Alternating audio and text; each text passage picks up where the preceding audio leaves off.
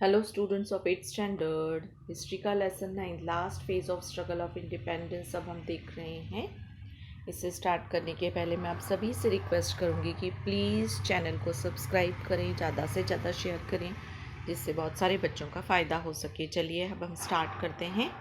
In this chapter we are going to study the quit India movement, underground movement and contribution of Indian national Army. तो इस lesson में हम study करेंगे quit India movement क्या था, और कि मतलब भारत छोड़ो आंदोलन क्या था, अंडरग्राउंड मूवमेंट क्या क्या हुए, और contribution of Indian national army का इसमें क्या क्या कंट्रीब्यूशन था हमारे देश को आज़ाद करवाने में। एक्ट ऑफ 1935 क्या था? This act made a provision for British govern Indian provinces and princely states to form a federation.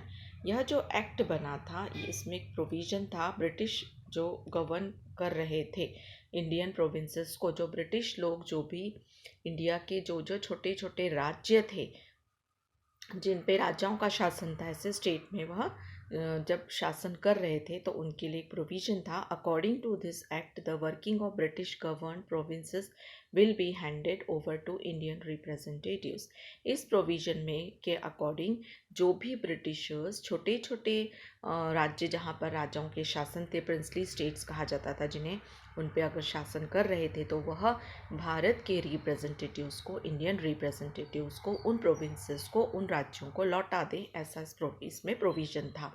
If the princely states join the federation then they would lose their autonomy, और अगर has they refuse to join, और अगर princely state इनको इस federation को join करता है तो उनकी जो भी शासन था वह ख़त्म हो जाएगा और उनकी स्वतंत्रता चली जाएगी। इस वजह से उन्होंने इसे ज्वाइन करना मना कर दिया।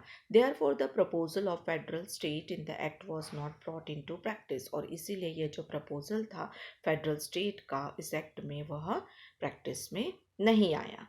Provincial cabinets क्या थे? The Indian National Congress was not satisfied with the Act of 1935, but still decided to take part in elections of provincial legislature provided by the Act. In 1937, elections were held in 11 provinces in the country.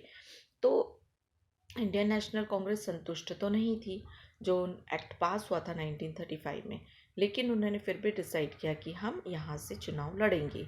In 1937 elections were held, और 1937 में elections आते हैं और इन 11 provinces जो जहाँ पर जो princely states कही जाती हैं वहाँ पर भी इलेक्शंस आते हैं।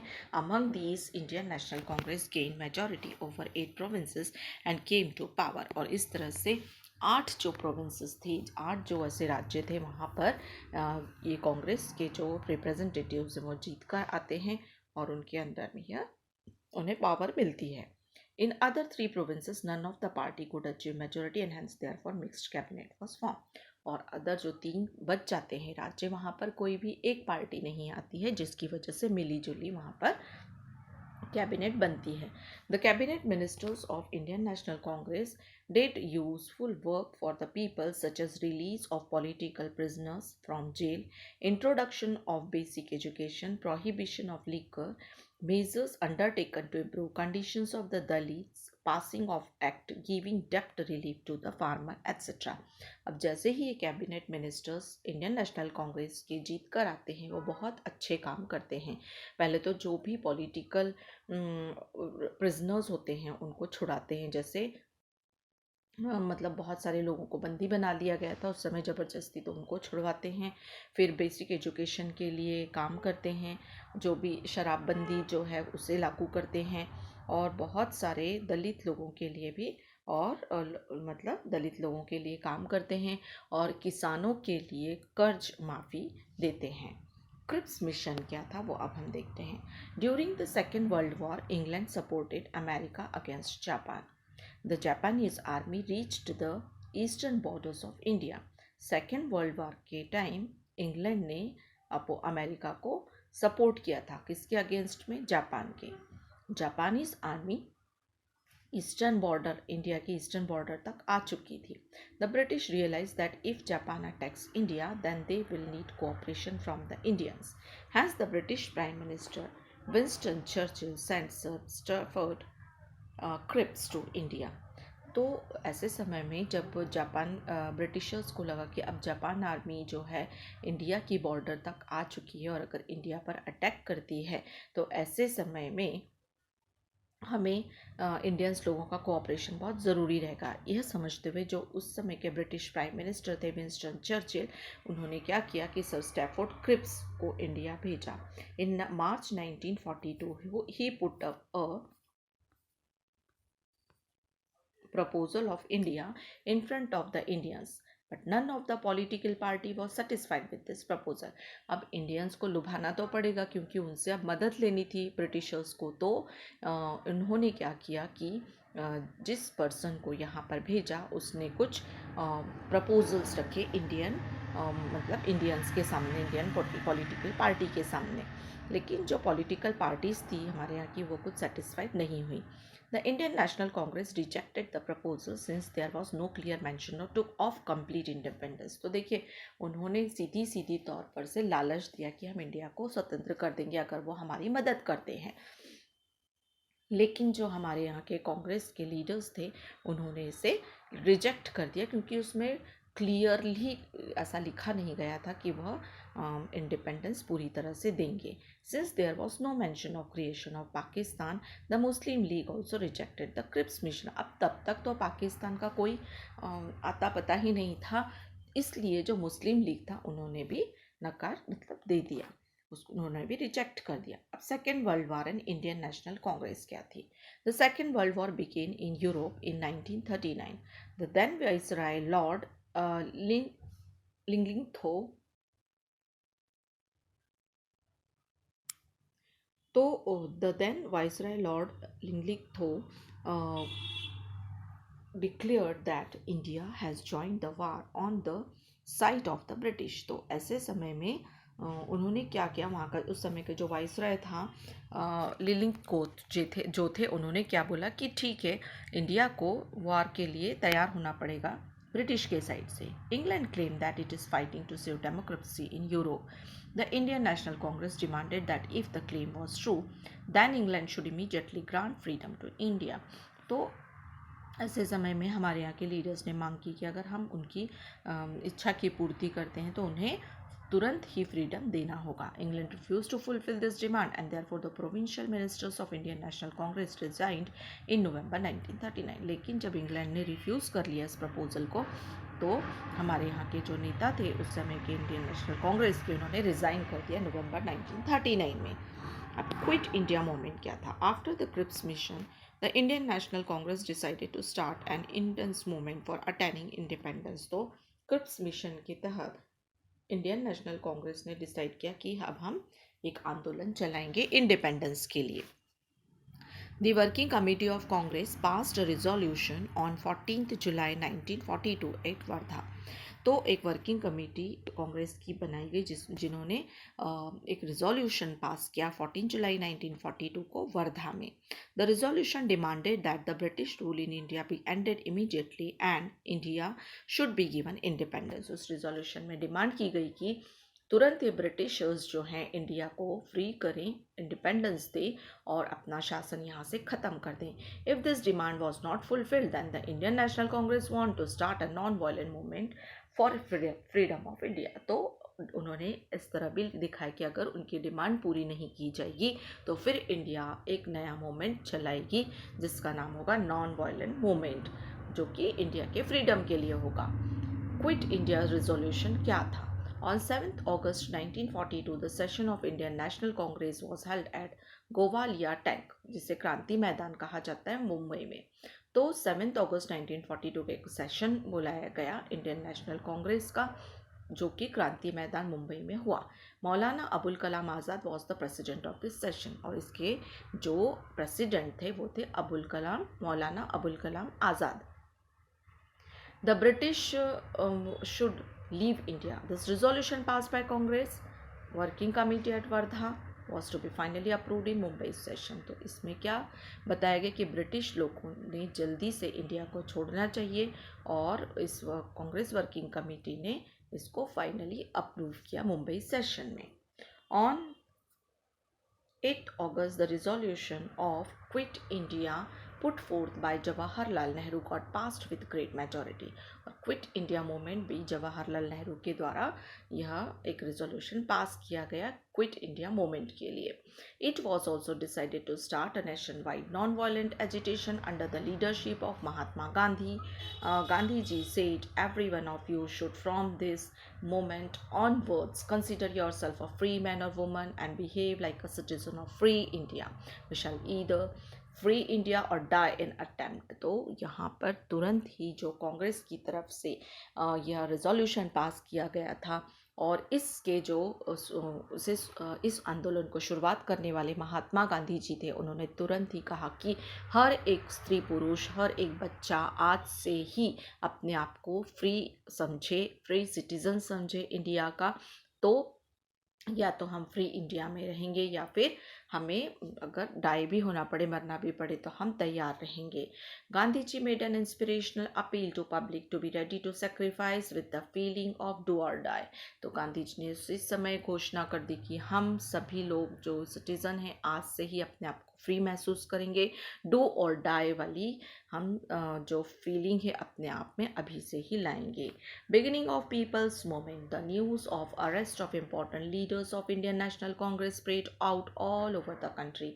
तो जो ये न्यूज़ थी एक इंडियन नेशनल कांग्रेस लीडर्स को अटैक करने की, उसी समय पर इन लोगों को अरेस्ट कर लिया गया और यह खबर पूरी तरह से पूरे देश में फैल गई क्योंकि इस तरह का मूवमेंट स्टार्ट होने वाला था. तो नेचुरली ब्रिटिशर्स ने इन्हें अरेस्ट कर लिया. The angry mob took out processions at various places even though police lathi charge and open firing on the public but still people were not afraid. तो एंग्री जो भीड़ भरी हुई थी, पूरे गुस्से में उन्होंने जगह जगह प्रोसेशन किया, मार्च निकाले और जगह जगह लाठी चार्ज हुआ, ओपन फायरिंग हुई पब्लिक प्लेसेस पर. और इस तरह से फिर भी लोग कहीं किसी तरह से घबराए नहीं. The agitators attacked some places, jails, police station, railway station etcetera. Agitators मतलब जो भी बिल्कुल गुस्से में आए हुए ऐसे लोग थे, उन्होंने बहुत ज़्यादा जगहों पर जैसे जेल हो गए, पुलिस स्टेशन हो गए, रेलवे स्टेशन हो गए, वहाँ पे भी अटैक किए. Which symbolize the suppressive policy of British. और जो बता रही थी कि ब्रिटिशर्स की पॉलिसी कितनी ख़राब थी जिसकी वजह से सब हुआ. They try to take control of government office in Maharashtra. The young and old struggled with determination and boundless courage at places like Chimur, Ashti, Yavali, Mahad, Gargoti etcetera and made the struggle immortal. तो यहाँ पर महाराष्ट्र में भी बहुत सारी जगह जैसे यहाँ पर बताई गई है, चिमूर, आष्टी, यावली, महट और गारगोटी, यहाँ इन जगहों पर भी बहुत ज़्यादा स्ट्रगल हुए. अभी एक inspirational account of brave children यहाँ पर हमें दिया गया है. The school students also contributed in the freedom movement. At Nandurbar the school children under the leadership of Shirish Kumar carried out procession holding the tricolour flag. तो देखिए ना सिर्फ लोगों ने बल्कि स्टूडेंट्स ने भी उस समय बहुत सारे फ्रीडम मूवमेंट्स किए जिसमें कि शिरीष कुमार के लीडरशिप में नंदुरबार में बच्चों ने स्ट्रगल किया, मतलब यहाँ पर भी आंदोलन किया और अपने हाथों में हमारा तिरंगा लिया. The slogan of Vande Mataram was given. और उन्होंने वंदे मातरम स्लोगन देते हुए इन्होंने अपनी मार्च निकाली. The police became furious and open firing on small children as well. देखिए पुलिस तो घबरा गई लेकिन उन्होंने ज़बरदस्ती इन स्टूडेंट्स पर ओपन फायरिंग की. In this firing Shirish Kumar, Lal Das, Dhansukh Lal, Shashidhar, Ghanshyam, यह सब जो स्कूल चिल्ड्रन थे वह शहीद हो गए. तो कितने ख़राब थे ये ब्रिटिशर्स कि उन्होंने इतने छोटे इनोसेंट बच्चों को भी नहीं बख्शा. अंडरग्राउंड मूवमेंट क्या थी? At the end of 1942 the public movement got a new turn. The leadership of this movement went into hands of young socialist activist. तो देखिए 1942 के अंत तक ये जो पब्लिक मूवमेंट था उसने एक नया मोड़ लिया. इसमें लीडरशिप किसकी थी? लीडरशिप किसके हाथ में आ गई? सोशलिस्ट एक्टिविस्ट थे जयप्रकाश नारायण. देखिए उनका पिक्चर यहाँ पर दिया गया है. डॉक्टर राम मनोहर लोहिया, छोटू भाई पुराणिक, अच्युतराव पटवर्धन, अरुणा आसफ अली, यूसुफ मेहर Ali, Sucheta Kripalani, SM Joshi, शीरूभाऊ Limaye, NG Gore, Yashwantrao Chauhan, Vasant Dada Patil, Magan Lal Bagdi, Usha Mehta, such leaders were in the forefront. तो देखिए ये सब यंगर एक्टिविस्ट उस समय स्ट्रगल करने के लिए आगे आए और इन सभी ने एकदम आगे बढ़कर इस फ्रीडम स्ट्रगल में भाग लिया। The activist disrupted the transport and communication as well as the government machinery by causing the breakdown of railway routes, cutting off telephone line, blowing up bridges etcetera. तो सबसे पहले इन एक्टिविस्ट ने क्या काम किया कि जितने भी उनके कम्युनिकेशन के साधन थे ब्रिटिशर्स के, उनको तबाह करना शुरू किया। सबसे पहले उन्होंने रेलवे रूट्स को तबाह किया, फिर टेलीफोन लाइंस उनकी काट दी, ब्रिजेस जो थे जहाँ से वो लोग ट्रांसपोर्ट का काम लेते थे उन्हें बर्बाद किया। और the impact of the movement was seen all over India. पूरे इंडिया में यह मूवमेंट दिखाई दी, इसका इफेक्ट दिखाई दिया। Hemu Kalani in Sindh province tried to destroy the railway along with his companions when he received the news of passing of a railway carrying British troops and supplies। तो देखिए सिंध प्रांत में जो यह कलानी था उसने क्या किया कि रेलवे जो थी उसे पूरा डिस्ट्रॉय किया। क्यों डिस्ट्रॉय किया? क्योंकि उस रेल में पूरी ब्रिटिश ट्रूप्स आ रही थी और सप्लाईज थी। The court punished him to be hang to death, लेकिन बाद में पुलिस ने उसे पकड़ लिया और उसे मृत्यु दंड दिया गया। भाई Kotwal's Azad Dasta in Karjat taluka of modern day Raigad district, general Awari's Lal Sena in Nagpur, such groups made the government helpless and pitiless for months. तो बहुत महीने तो इनके जो भी इन एक्टिविस्ट के ग्रुप्स थे, जैसे यहाँ पर दिया गया है कि लाल सेना जो नागपुर में थी और आज़ाद दस्ता जो करजत में था, उन लोगों ने गवर्नमेंट की नाक में दम कर दिया था। In Mumbai Vitthal Javeri, Usha Mehta and her companion established a secret transmission centre named Azad radio. और यहाँ तक कि एक आज़ाद रेडियो नाम से सीक्रेट रेडियो स्टेशन भी चलाया गया मुंबई में, जिसमें कि विठल जवेरी और उषा मेहता कंपेनियंस थे। पैट्रियाटिक सॉन्ग्स वर संग ऑन इट, और इसके ऊपर ये लोग बहुत देशभक्ति वाले गाने चलाते थे। News of agitations in the country were broadcasted on it, और न्यूज़ ऐसी की पूरी देश भर में लोगों को इस एजिटेशन के बारे में बताया जाता था कि कहाँ कहाँ आंदोलन हो रहे हैं, कहाँ स्ट्रगल हो रहे हैं, कहाँ हमारे इंडियंस मतलब आज़ादी के लिए लड़ रहे हैं। इस तरह की प्रेरणा वाली कहानियाँ उस रेडियो स्टेशन पे चलाई जाती थी। और this give encouragement to the agitators, इससे जो क्रांतिकारियों को बल मिलता था। Such transmission centres operated at Kolkata, Delhi and Pune for some period of time, और कोलकाता, दिल्ली और पुणे में कुछ समय तक के लिए रेडियो स्टेशन चलाए गए। उसके बाद establishment of parallel government at some places in the country, British officers were driven out and the people's government was establish. कई जगह पर तो लोगों ने ब्रिटिशर्स को हटा ही दिया, ऑफिसर्स को हटा दिया, और वहाँ पर लोगों ने अपनी गवर्नमेंट बनाई, जिससे कि पैरेलल गवर्नमेंट कहा जाने लगा। Parallel government were formed in districts of Midnapore in Bengal, Ballia and Azamgarh in Uttar Pradesh and Purnia in Bihar. तो बिहार, उत्तर प्रदेश, बंगाल, यहाँ पर यह पैरेलल गवर्नमेंट बहुत सारी जगहों पर देखी गई। इन सतारा डिस्ट्रिक्ट ऑफ महाराष्ट्र इन 1942, क्रांति Singh Nana Patil brought an end to the British government and established parallel government. Even in Satara district Maharashtra में भी parallel government नाना पाटिल के द्वारा चलाई गई। At Kundal under the leadership of क्रांति अग्रणी GD Allies Bapu Lad, तूफान सेना वॉज स्टैब्लिश्ड। इवन कुंदल इस जगह पर भी तूफान सेना को इस्टेब्लिश किया गया, जो through its medium collection of taxes, maintenance of law and order, punishment to criminals, such work was done by the parallel government. देखिए इतने जितने भी जो भी रूल्स चल रहे थे, ये सब पैरेलल गवर्नमेंट के द्वारा चलाए जा रहे थे। People started accepting the verdict passed by the people's court appointed by the parallel government, और लोगों ने अपने फैसले भी पैरेलल गवर्नमेंट के राज में करना शुरू कर दिए, जहाँ पर उन्होंने अपनी ही तरह के कोर्ट, अपने ही कोर्ट बनाए लिए थे। Opposition to money lenders, prohibition on liquor, spread of literacy, opposition to caste distinctions, many such constructive work was done by this government। देखिए ये पैरेलल गवर्नमेंट बहुत सारे काम कर रही थी, जैसे कि उस समय जो साहूकार वगैरह रहते थे उनका अपोजिशन किया गया, शराबबंदी लाई गई, लिटरेसी मतलब शिक्षा को फैलाया गया, कास्ट डिस्टिंक्शन जो था वो हटाने की कोशिश की गई समाज से। इस तरह के बहुत सारे काम किए गए। Due to it the parallel government became source of inspiration for the public. इस द पैरेलल गवर्नमेंट लोगों के लिए बहुत अच्छा इंस्पिरेशन साबित हुए। देखिए यहाँ पर हमें बहुत सारे क्रांतिकारियों के पिक्चर्स दिए गए हैं। अच्युतराव पटवर्धन है, अरुणा आसफ अली हैं, क्रांति सिंह नाना पाटिल हैं। इस तरह इन लोगों ने बहुत बढ़ चढ़ कर हिस्सा लिया। Importance of quit India movement क्या था? The 1942 movement took up the form of a nationwide agitation to fulfil the objectives of gaining independence. Lakhs of Indian made unlimited sacrifices. देखिए इस आंदोलन में सिर्फ अच्छा ही अच्छा नहीं हुआ, तो बहुत लोगों ने अपने प्राण भी गंवाए, बहुत लोगों ने अपनी सेक्रीफाइस किए।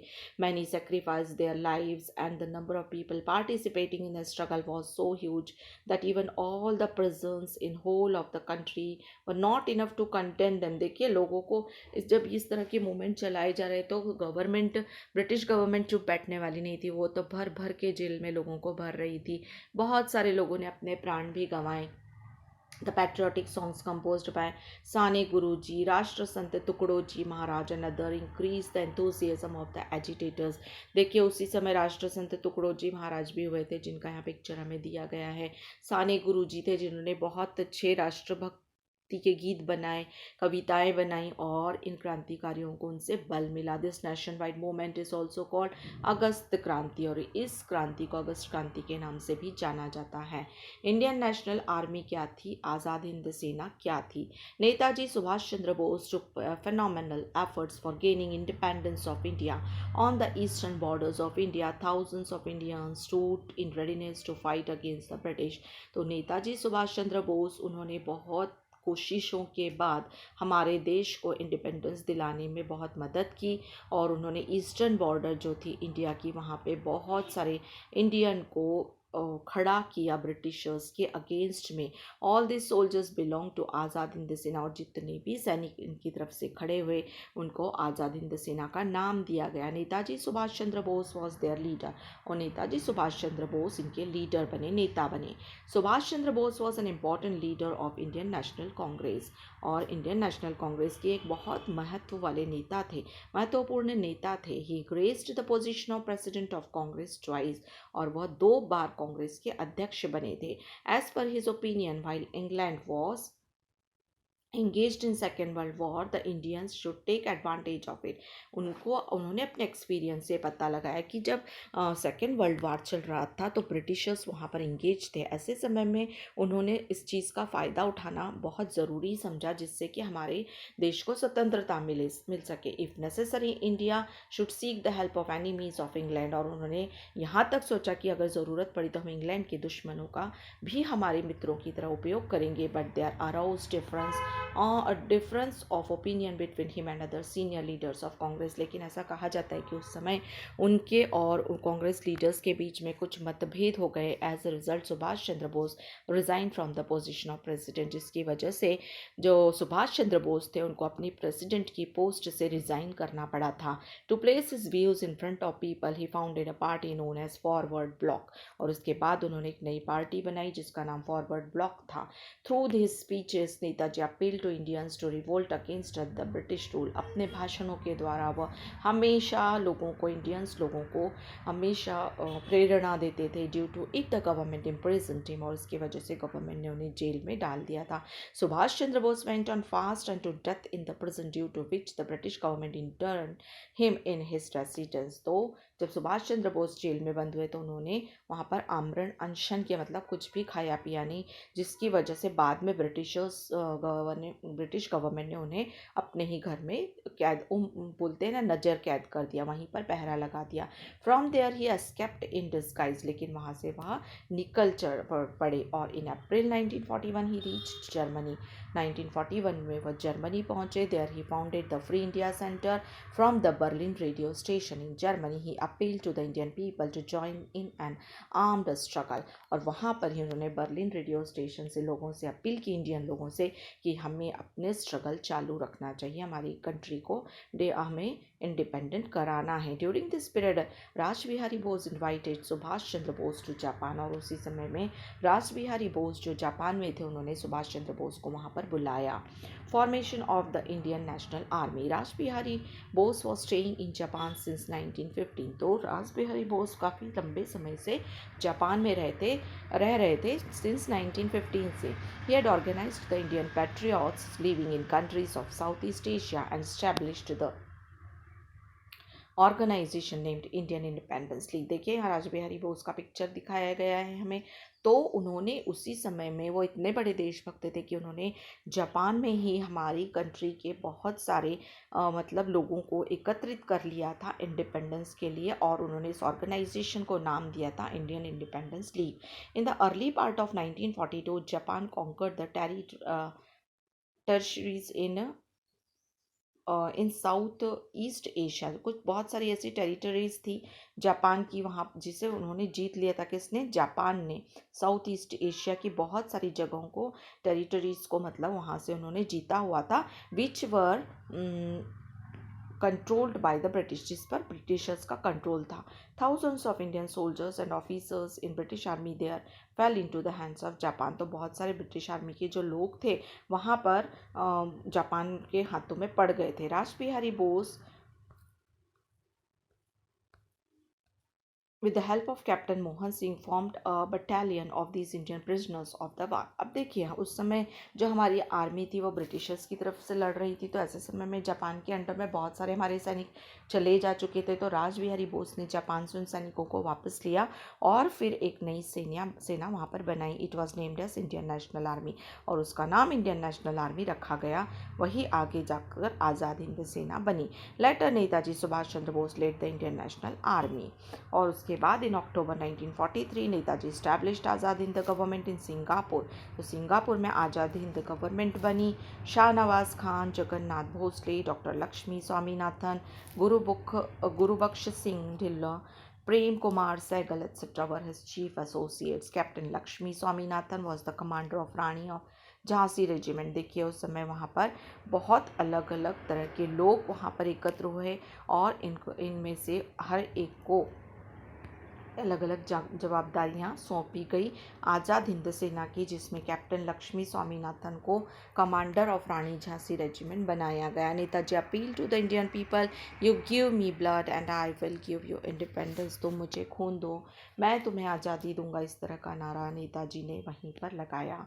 Achievements of Indian national army. In November 1943 Japan conquered Andaman and Nicobar island and handed them over to Azad Hind government. तो जापान ने ना अंडमान निकोबार को जीत लिया था 1943 में, और फिर उसे किसे दिया? आज़ाद हिंद गवर्नमेंट को। Netaji renamed them as the Shaheed and Swarajya respectively, और अंडमान निकोबार का नाम नेताजी ने शहीद और स्वराज्य रखा। In 1944 Indian national Army captured the Arakan province in Myanmar. इसी तरह से इंडियन नेशनल आर्मी ने 1944 में म्यांमार में जो अराकन प्रोविंस था, राज्य था, उसे जीता। Post on the eastern border of Assam were captured. इसी तरह असम के कुछ ईस्टर्न बॉर्डर का भाग था, उसे जीता। इन the same period the campaign of Imphal remained incomplete because Japan stopped helping the Indian national Army. तो असम तक, इम्फाल तक पहुंच चुके थे, लेकिन उसके बाद ये काम अधूरा रह गया क्योंकि जापान ने अब इंडियन नेशनल आर्मी को सहायता करना छोड़ दिया था। But in adverse circumstances soldiers of Indian national army were dedicatedly fighting. लेकिन उसके बाद भी हमारे इंडियन नेशनल आर्मी के लोग बहुत अच्छे से वहाँ पर डेडिकेशन से फाइटिंग कर रहे थे। But in the same period Japan accepted defeat on 18 August 1945 Subhash Chandra Bose died in a plane accident. उस समय दो घटनाएं हुई, एक तो जापान ने को हार मिली और दूसरी 18 अगस्त 1945 को सुभाष चंद्र बोस की डेथ हुई, ऐसा बताया गया। On this background the soldiers of Indian national army had to lay down their arms. तो उनके जो सैनिक थे उन्होंने अपने आर्म्स जो नीचे किए, क्योंकि हमारे जो नेताजी थे उस समय नहीं रहे थे। दस ended the thrilling phase of Indian national army, और इस तरह से इंडियन नेशनल आर्मी का जो फेज था वह ख़त्म हुआ। Later the British government charge the officers of Indian national army with the treason. Pandit Jawaharlal Nehru, Bhulabhai Desai, Tej Bahadur Sapru, these expert lawyers defended them. तो कुछ जो ऑफिसर्स थे उनके ऊपर केस चलने लगा, लेकिन हमारे यहाँ के कुछ नेता थे उन लोगों ने इन्हें छुड़ाया। But the military tribunal held the officers guilty and they were sentence to life imprisonment. लेकिन मिलिट्री ट्राइब्यूनल जो थी उनके अंतर्गत इन ऑफिसर्स को जो है अपराधी जैसा करार किया गया और उनको जेल हुई। Therefore there was severe unrest against the British government in the minds of Indian people. इस तरह से हमारे जो लोग थे उनके मन में ब्रिटिश गवर्नमेंट के प्रति और विरोध उत्पन्न हुआ। Finally the British government had to suspend the punishments given to by the military tribunal. लेकिन बाद में फिर जो सज़ा सुनाई गई थी मिलिट्री ट्राइब्यूनल को वो मतलब कम कर दी गई। अब revolts of Indian navy and air force क्या था? The navy and air force soldiers with the inspiration from Indian national army caused discontent against the British government. It burst out on the British warship तलवार इन Mumbai on 18 फरवरी 1946। तो navy और air force के जो soldier थे उनको भी इंस्पिरेशन मिला इंडियन नेशनल कांग्रेस से, और उन्होंने भी ब्रिटिश गवर्नमेंट के खिलाफ वार जो है चालू किया, जिसे तलवार के नाम से जाना जाता है। The soldier unfurled the tricolour flag on the British warship and they raised slogans against the British government. तो इन लोगों ने भी ब्रिटिश गवर्नमेंट के अगेंस्ट में स्लोगन्स बोले और हमारा जो तिरंगा वो फहराने की कोशिश की। The British government sent army to open fire on naval soldiers. British government ने आर्मी भेजी नेवल सोल्जर्स के ऊपर अटैक करने के लिए। The rebels also made counter attack with the firing. लेकिन इन रिबेलियंस ने फिर से काउंटर अटैक किया। The workers and common people extended their support to naval soldiers. और जो वर्कर्स थे, कॉमन लोग थे, उन्होंने भी नेवल सोल्जर्स को सपोर्ट किया। Finally with the mediation of Sardar Vallabh Bhai Patel the naval soldiers laid down their arms. और बाद में फिर जो वल्लभ भाई पटेल थे, सरदार वल्लभ भाई पटेल थे, उन्होंने बिचौलिए का मीडिएशन का काम किया और इन सोल्जर्स को समझाया।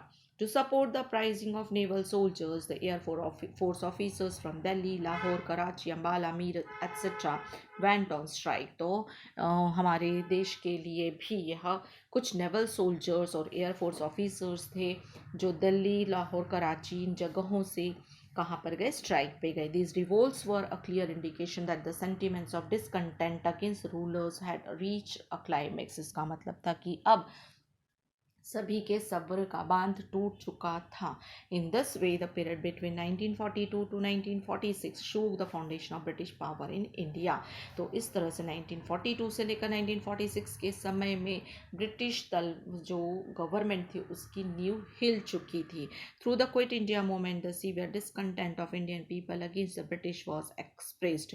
क्विट इंडिया मूवमेंट से भी बहुत सारे लोगों के जो एक्सप्रेशन थे वह बहुत मतलब हम बोल सकते हैं बहुत ख़राब आए थे ब्रिटिश गवर्नमेंट के लिए। बहुत उन्हें बहुत असंतुष्टि से उन्हें ब्रिटिशर्स को ललकारा था। Army, navy and air force was the backbone of British power.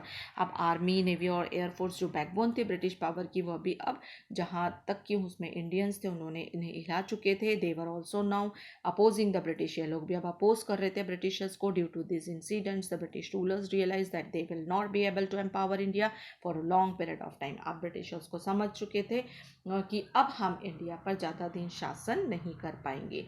तो स्टूडेंट्स, ये आपका लेसन हुआ। इसके क्वेश्चन आंसर्स मैं आपको दूंगी।